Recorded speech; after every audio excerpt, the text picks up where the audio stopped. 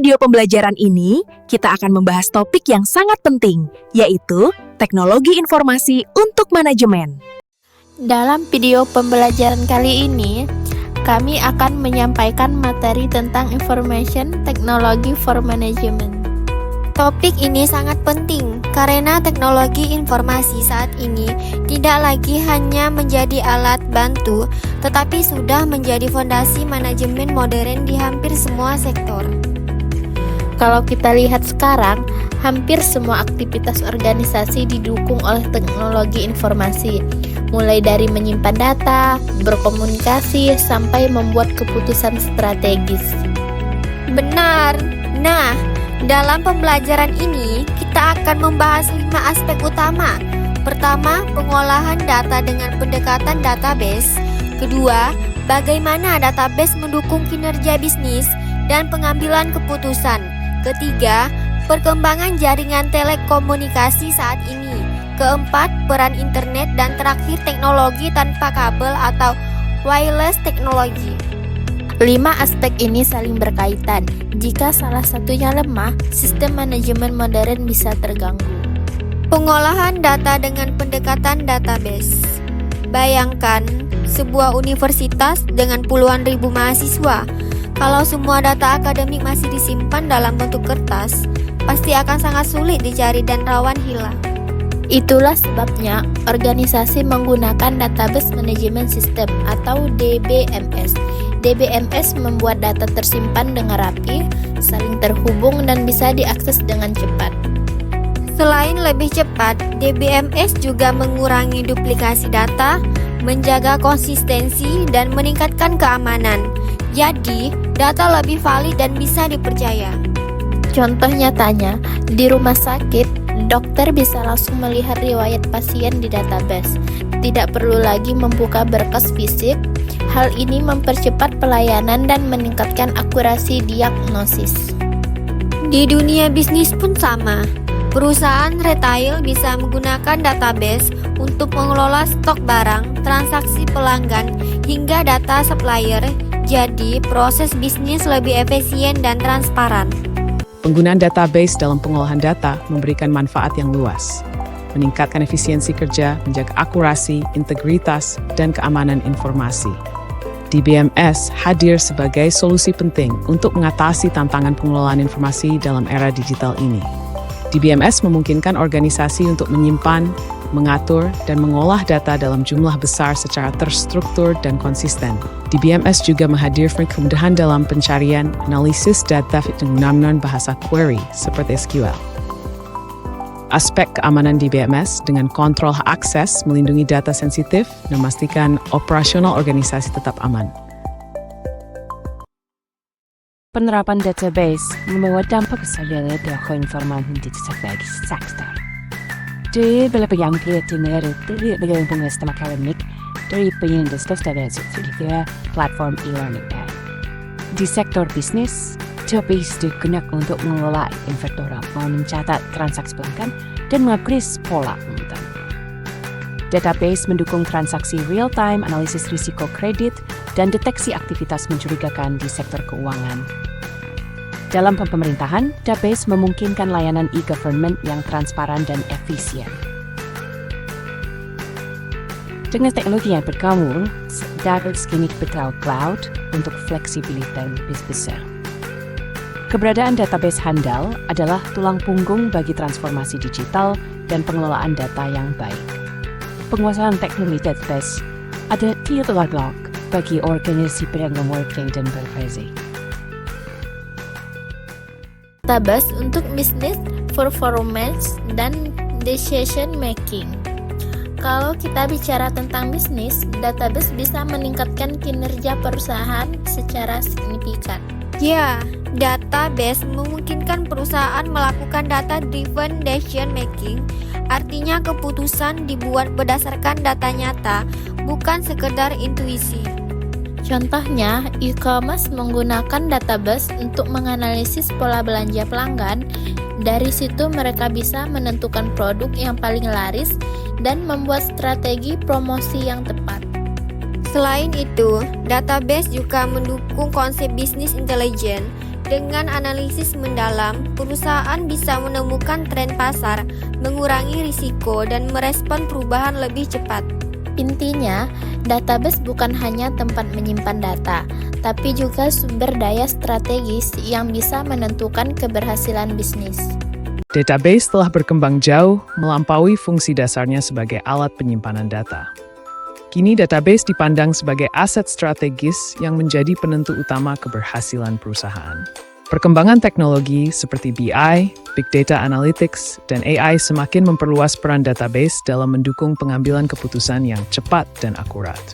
Integrasi ini memungkinkan manajemen untuk tidak hanya mengakses data historis, tetapi juga melakukan analisis prediktif untuk mengungkap pola tersembunyi. Keberadaan database memungkinkan perusahaan mengelola data dalam skala besar secara lebih efektif, menyatukan data dari berbagai departemen. Carry through divisi pemasaran dapat memahami preferensi pelanggan lebih baik, dan divisi keuangan mengarus kas secara real-time. Dalam e-commerce, database menjadi tulang punggung sistem rekomendasi produk dan analisis perilaku pengguna meningkatkan pengalaman pelanggan. Misalnya, Gojek dan Grab memanfaatkan database untuk menghitung tarif dinamis dan menentukan rute cepat. Bentuk jaringan telekomunikasi saat ini. Sekarang, kita masuk ke jaringan telekomunikasi. Perkembangannya sangat luar biasa dari 1G hingga 5G. 1G hanya mendukung suara analog, 2G menghadirkan SMS, 3G membuka internet mobile, 4G memberikan layanan broadband dengan kecepatan tinggi, dan 5G menghadirkan kecepatan ultra cepat dengan latensi rendah. Teknologi 5G bahkan menggunakan OFDM, Orthogonal Frequency Division Multiplexing, yang membuatnya fleksibel, baik untuk mobile broadband maupun fixed broadband. Dampaknya sangat besar. Dengan 5G muncul peluang untuk Internet of Things, Smart City, hingga kendaraan tanpa pengemudi. Semua ini tidak mungkin tercapai tanpa jaringan telekomunikasi modern. Jadi bisa dibilang telekomunikasi adalah jalan raya digital yang memungkinkan data mengalir dengan cepat dan aman. Jaringan telekomunikasi modern adalah salah satu penemuan paling revolusioner yang menghubungkan miliaran orang, perangkat, dan organisasi di seluruh dunia. Evolusi jaringan dimulai sejak 1990-an. Sistem ini berbasis analog dengan kualitas suara yang sering kali buruk. In Knowing Times National Bulletin menyaksikan lahir dua tabloid kualitas suara yang jernih dalam SMS dan MMS. Pada akhir 2000-an, dunia memelek viza dengan akses internet mobil, video call, dan aplikasi online. Dengan aliran A4 yang menerapkan broadband berkecepatan tinggi, streaming feature teknologi dan analitik yang lebih kompleks. Internet sekarang sudah jadi kebutuhan pokok, pendidikan online, transaksi bisnis, hingga hiburan semuanya bergantung pada internet. Namun, kualitas internet di Indonesia masih belum merata. Penelitian menunjukkan di Papua Barat, kualitas jaringan sangat dipengaruhi oleh letak geografis, kepadatan hutan, dan jarak menara BTS. Itu artinya ada tantangan besar dalam pemerataan akses digital. Kalau internet tidak merata, kesenjangan informasi bisa semakin lebar. Karena itu, penyedia layanan harus terus melakukan survei, perencanaan, dan pembangunan infrastruktur internet yang belum merata akan mendukung pendidikan jarak jauh, e-commerce, dan layanan publik digital. Jadi jelas, internet bukan lagi sekedar sarana komunikasi, tetapi infrastruktur vital untuk kemajuan bangsa.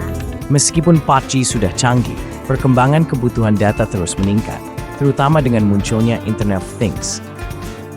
Selanjutnya to a third G, yang kini diimasin Dimitri.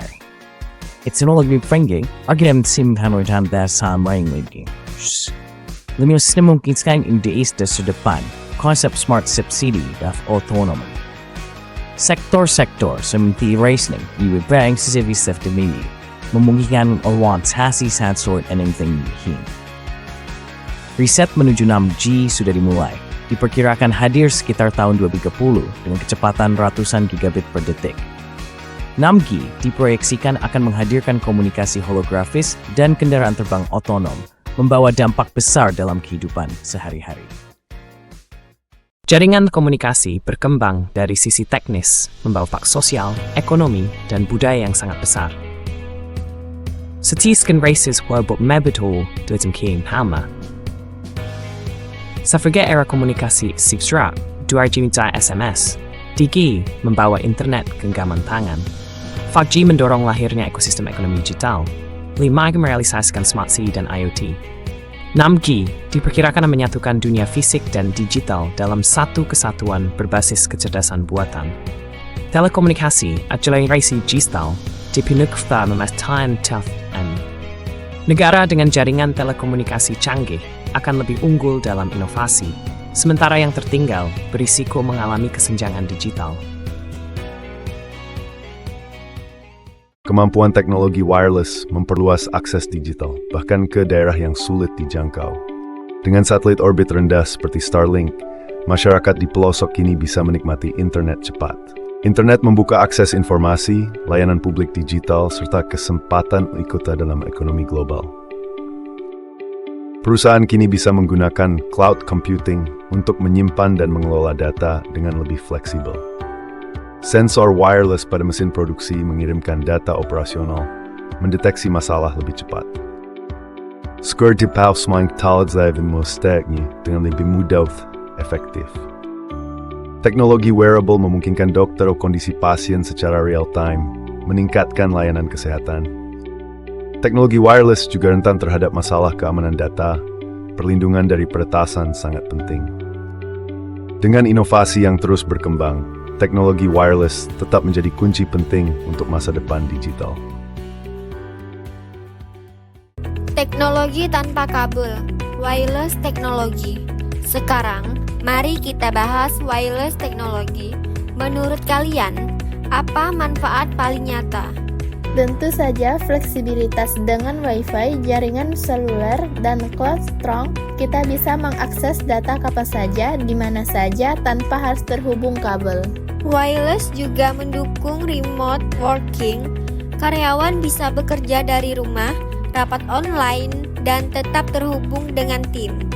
Selain itu, penggunaan cloud mengurangi biaya perusahaan, tidak perlu membeli server mahal, cukup sewa ruang penyimpanan di cloud, data aman dan bisa diakses multi-user.